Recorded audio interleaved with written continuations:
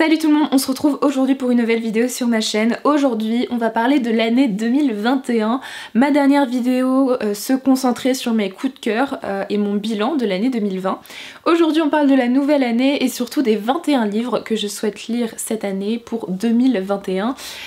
Parmi eux il y a des genres très variés, notamment des livres que vous avez vus dans ma vidéo des 20 livres que je voulais lire en 2020. Je n'ai malheureusement pas pu tous les lire et vous allez en retrouver quelques-uns dans cette vidéo puisque je souhaite toujours m'y plonger, mais je n'ai pas trouvé le temps malheureusement de le faire en 2020. Donc j'espère que ce sera fait en 2021.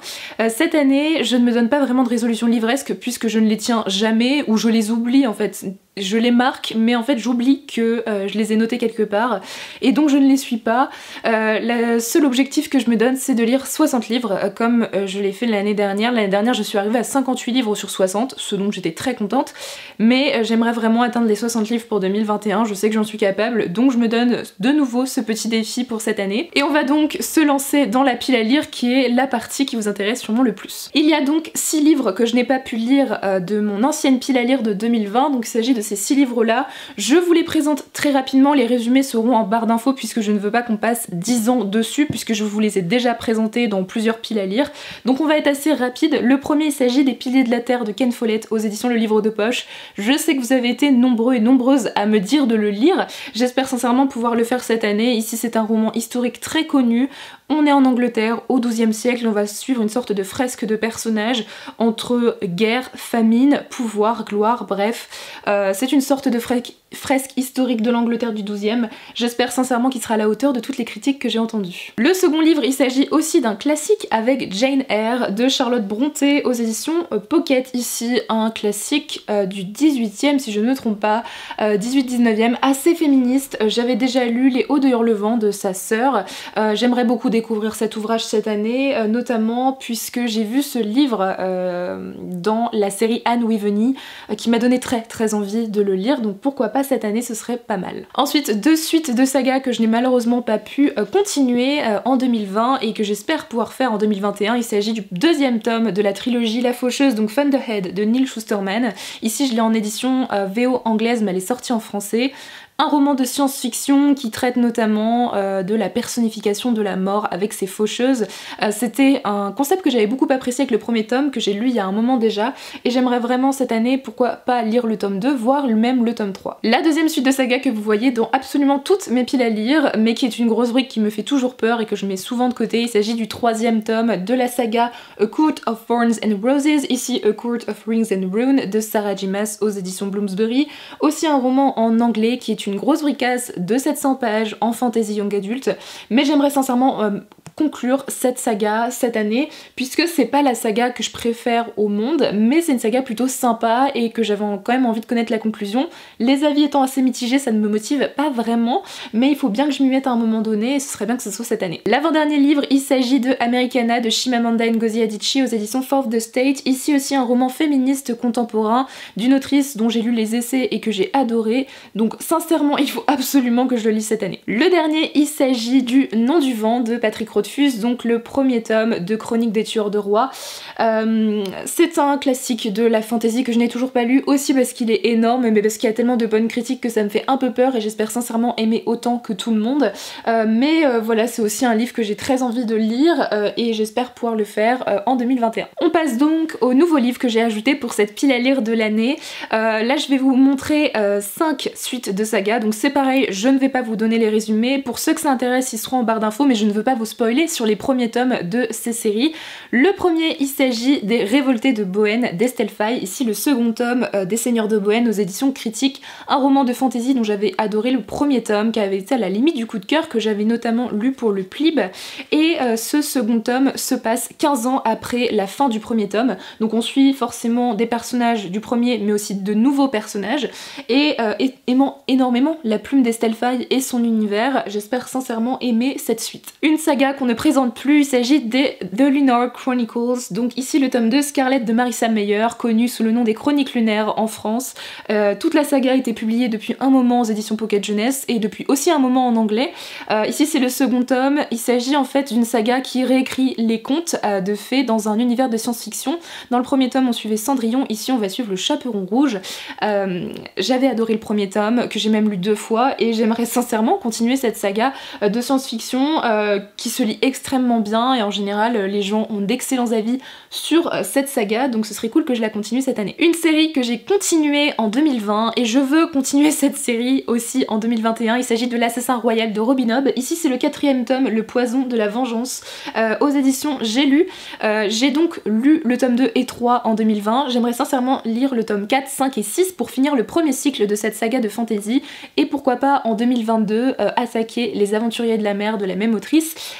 C'est une saga de fantasy extrêmement connue, assez classique dans un univers de type médiéval, mais qui est extrêmement prenante avec des personnages terriblement attachants, donc je vous la conseille si vous ne la connaissez pas, et j'espère sincèrement pouvoir la continuer cette année. Une autre saga que j'ai continuée en 2020 et je vais continuer en 2021, il s'agit du Gardien des Cités Perdues de Shannon Messenger, ici le 4e tome Les Invisibles aux éditions Lumen, une saga de fantasy jeunesse young adulte qui me rappelle énormément Harry Potter ou encore Nevermore de Jessica Townsend. C'est une saga que j'apprécie énormément, qui a énormément de tomes aussi, je pense qu'on est au 8e ou 9e, enfin bref, je n'en suis qu'au 4e et j'aimerais sincèrement avancer cette année. J'ai lu le tome 3 qui a été un coup de cœur en 2020, j'aimerais pourquoi pas lire le 4 et voir le 5 cette année, puisque ce sont voilà encore des livres que je dévore et qui sont tout le temps d'excellentes lectures. La dernière saga que j'aimerais continuer cette année, il s'agit des Outrepasseurs. Ici c'est le tome 3, Le Libérateur de Cindy Van Wilder, publié aux éditions Gulfstream. J'ai lu le 2e tome qui a fait ma transition entre fin 2020 début 2021. J'ai beaucoup aimé ce 2e tome, j'ai donc envie de continuer cette saga et pourquoi pas de la finir, puisque j'ai déjà le tome 3 en ma possession et qu'il y a seulement le 4e tome à lire après pour la terminer. C'est une saga de fantastique qui se passe à Londres. On va suivre un personnage qui a le pouvoir de se changer en créature dans une sorte de société secrète. Voilà, je ne vous en dirai pas plus pour ne pas vous spoiler, mais en tout cas c'est une saga que j'apprécie vraiment. Une saga en plus française et que j'aimerais beaucoup lire, surtout que ce 3e tome est vraiment très court, donc on croise les doigts pour continuer cette saga. Pour cette pile à lire de 2021, j'ai mis 2 livres de non-fiction. Ce sont 2 livres que je veux absolument lire cette année, mais je vais en lire bien d'autres. J'en ai déjà quelques-uns que j'ai commencé là en 2021, mais ces 2-là me font vraiment de l'œil et je veux les lire en 2021. Le premier c'est Quiet de Susan Cain aux éditions Penguin, aussi un roman en anglais, cette fois-ci sur le pouvoir des introvertis, où Susan Cain fait une sorte d'analyse dans ce monde où on met souvent en avant les extravertis au lieu des introvertis.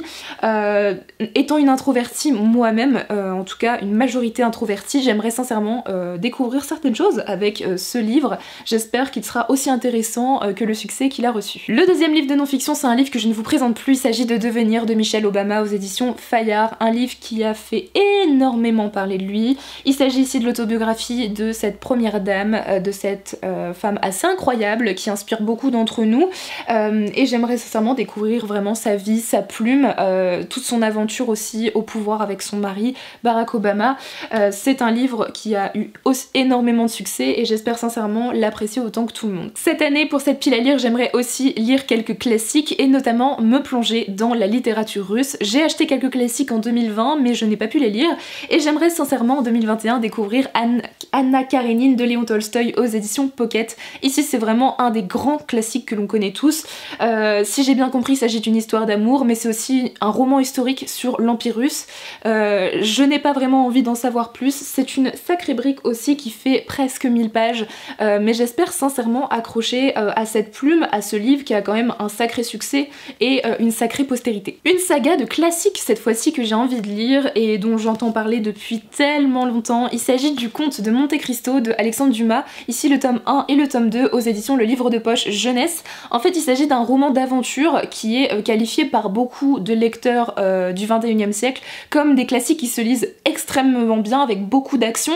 C'est un roman qui a marqué plusieurs générations depuis qu'il a été écrit et c'est une saga, je pense, même même si je lis un classique, je pense que je n'aurai pas cette impression de lire un classique, et j'espère sincèrement accrocher aussi et me plonger avec délice dans cette saga. Malheureusement en 2020 j'ai très peu lu de romans historiques alors qu'il s'agit d'un de mes genres préférés, donc je me suis mis 4 romans historiques pour cette nouvelle pile à lire. Le premier, il s'agit de Power de Michael Mention aux éditions Stéphane Marsan. Ici on est dans les années 60 aux États-Unis et on va suivre en fait la montée du mouvement Black Panther Party pour le droit des Afro-Américains particulièrement aux États-Unis, et on va suivre plusieurs personnages, notamment une jeune militante, un officier de police et un infiltré du FBI durant cette période qui est assez particulière et qui a marqué l'histoire des États-Unis au XXe siècle.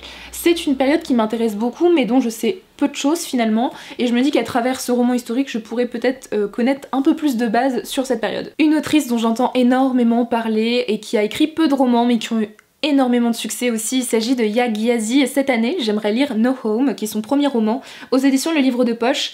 C'est un livre qui se déroule au XVIIIe siècle, on est sur la Côte d'Or et on va suivre 2 demi-sœurs qui sont Effia et Essie, et qui ne se connaissent pas. Effia, elle va épouser un capitaine de fort, notamment le fort de Cape Coast, où dans ses cachots vont se trouver des esclaves, et notamment sa demi-sœur Essie qui elle va être envoyée aux États-Unis en Amérique.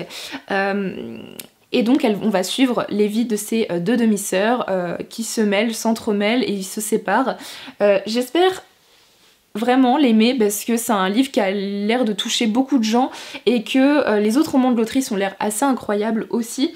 Donc je mets beaucoup d'espoir dans ce livre, mais j'espère déjà qu'il m'apprendra des choses mais qu'il me permettra de voyager et d'apporter de la réflexion sur le sujet. Un auteur que je ne vous présente plus sur ma chaîne, un de mes auteurs français préférés, il s'agit de Jean-Laurent Del Socorro. Cette année j'aimerais beaucoup lire Je suis fille d'orage aux éditions ActuSF. J'ai déjà lu Royaume de vent et de colère et Boudica du même auteur qui ont été d'excellentes lectures voire des coups de cœur.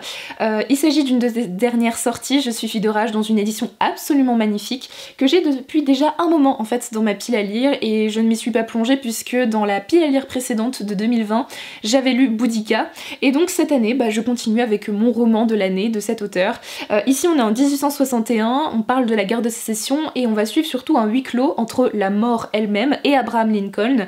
Je ne veux pas en savoir plus, c'est suffisamment une brique pour me plonger un peu les yeux fermés et voir ce que va nous promettre cet auteur que j'apprécie beaucoup. Enfin le 4e roman historique, il s'agit surtout d'un auteur que j'ai très envie de découvrir et je vais commencer par le roman que j'ai de lui dans ma palle. Il s'agit de The Kite Runner, écrit par Khaled Hosseini aux éditions Bloomsbury.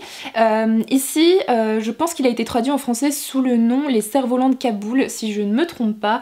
On est en 1975 en Afghanistan, on doit suivre 2 jeunes garçons qui sont amis, Amir et Hassan, qui s'entraînent pour une compétition de cerf-volant, et une après-midi l'ami de Amir, Hassan, va avoir un accident, quelque chose, en tout cas il va se passer quelque chose avec cet ami, et va s'en suivre notamment l'invasion par la Russie de l'Afghanistan, et la famille d'Amir va être obligée de fuir aux États-Unis, et évidemment Amir va un jour retourner en Afghanistan sous la loi des talibans.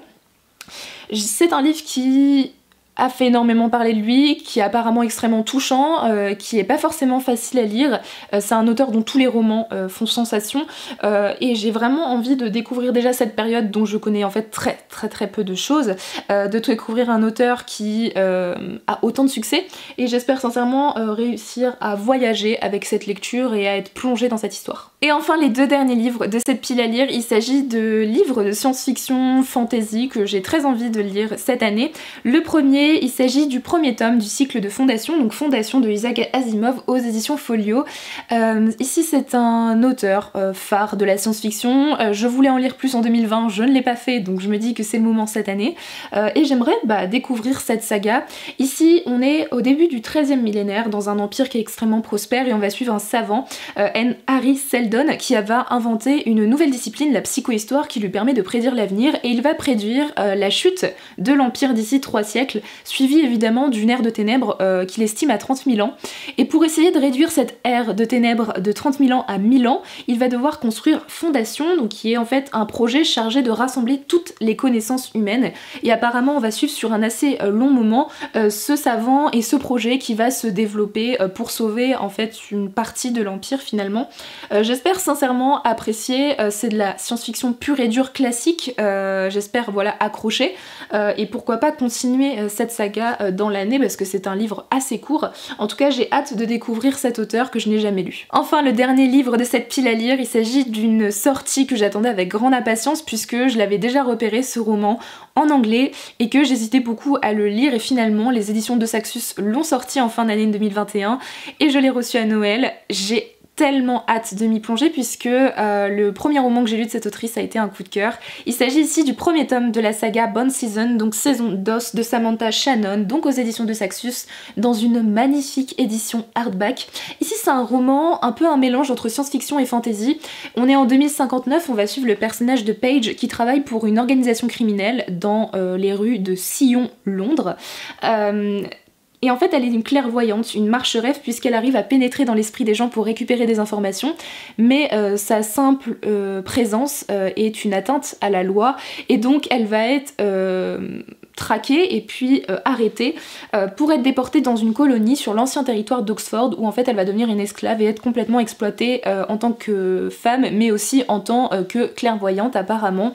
Je ne veux pas en savoir plus, en tout cas l'univers a l'air assez incroyable. J'ai toute confiance en Samantha Shannon pour construire des univers extrêmement originaux et j'espère sincèrement que l'intrigue et les personnages tiennent le coup aussi. En tout cas c'est une saga qui a énormément de succès, surtout en anglais, j'espère qu'elle aura autant de succès en France et normalement on devrait avoir la suite dans pas trop longtemps donc j'espère m'y plonger rapidement. Voilà tout le monde, cette vidéo est terminée, j'espère sincèrement qu'elle vous aura plu, que je vous aurai présenté des romans qui vous intéressent. N'hésitez pas à me dire en commentaire quelles sont vos résolutions livresques de l'année 2021. Si vous aussi vous vous êtes fait une petite pile à lire de ces livres incontournables que vous voulez lire cette année, moi je vous souhaite de très bonnes lectures et je vous dis à très bientôt dans une prochaine vidéo. Bye!